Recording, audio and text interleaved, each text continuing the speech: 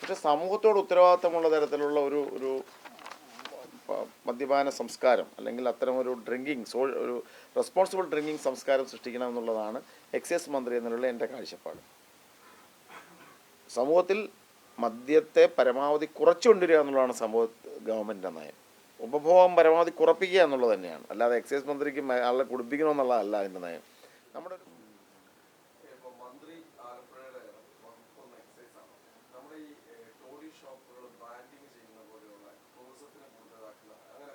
അത്തരം നിർദ്ദേശങ്ങൾ മുമ്പിലുണ്ട്. ഞാൻ ടോഡി ഷോപ്പുകൾ മാത്രമല്ല, ബിവറേജസിൻ്റെ ഔട്ട്ലെറ്റുകൾ പോലും നമുക്കൊരു റെസ്പോൺസിബിൾ ഡ്രിങ്കിങ് സംസ്കാരമാണ് നാട്ടിൽ വേണ്ടത്. മദ്യത്തെ പൂർണ്ണമായി നമുക്ക് ഒരു മദ്യരഹിത സമൂഹം സൃഷ്ടിക്കാൻ സാധിക്കുമെന്നത് ഒരു ഉട്ടോപ്യൻ എങ്ങനെയാവും നമുക്ക് പറയാൻ സാധിക്കില്ല.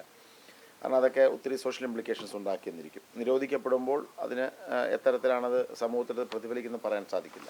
പക്ഷേ സമൂഹത്തോട് ഉത്തരവാദിത്തമുള്ള തരത്തിലുള്ള ഒരു മദ്യപാന സംസ്കാരം അല്ലെങ്കിൽ അത്തരമൊരു ഒരു റെസ്പോൺസിബിൾ ഡ്രിങ്കിങ് സംസ്കാരം സൃഷ്ടിക്കണം എന്നുള്ളതാണ് എക്സൈസ് മന്ത്രി എന്നുള്ള എൻ്റെ കാഴ്ചപ്പാട്.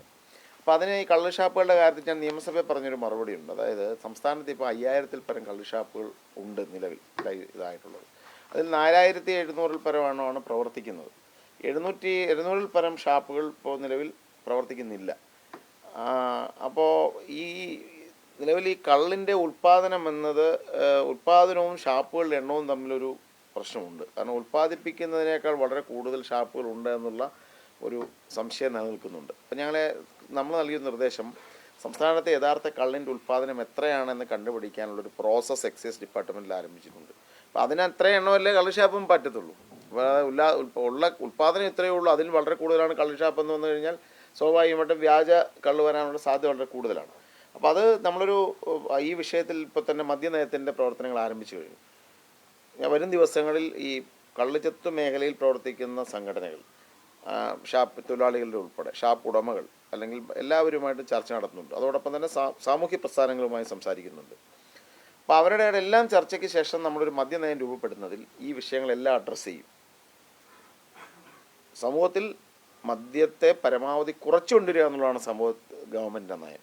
ഉപഭോഗം പരമാവധി കുറപ്പിക്കുക എന്നുള്ളത് തന്നെയാണ്, അല്ലാതെ എക്സൈസ് മന്ത്രിക്ക് ആളെ കുടിപ്പിക്കണമെന്നുള്ളതല്ല അതിൻ്റെ നയം.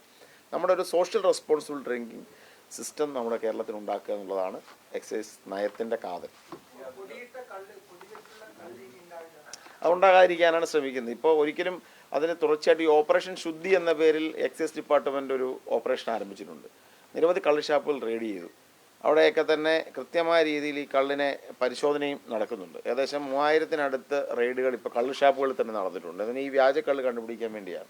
എന്താണെങ്കിലും കള്ളുഷാപ്പ് ഉണ്ടെങ്കിൽ കള്ളുഷാപ്പ് എന്ന് പറഞ്ഞാൽ അവിടെ ശുദ്ധമായ കള്ള് കൊടുക്കുന്ന ഒരു സ്ഥലമാക്കി മാറ്റണമെന്നാണ് ആഗ്രഹിക്കുന്നത്. വൃത്തിയുള്ള നല്ല ഭക്ഷണം കൊടുക്കുന്ന, വന്നിരുന്നു കഴിഞ്ഞാൽ കേരളത്തിൻ്റെ ഒരു ജീവിതത്തിൻ്റെ ഭാഗമാവുന്ന നല്ല ഒരു സ്ഥലമാക്കി മാറ്റണമെന്നാണ് ആഗ്രഹിക്കുന്നത്.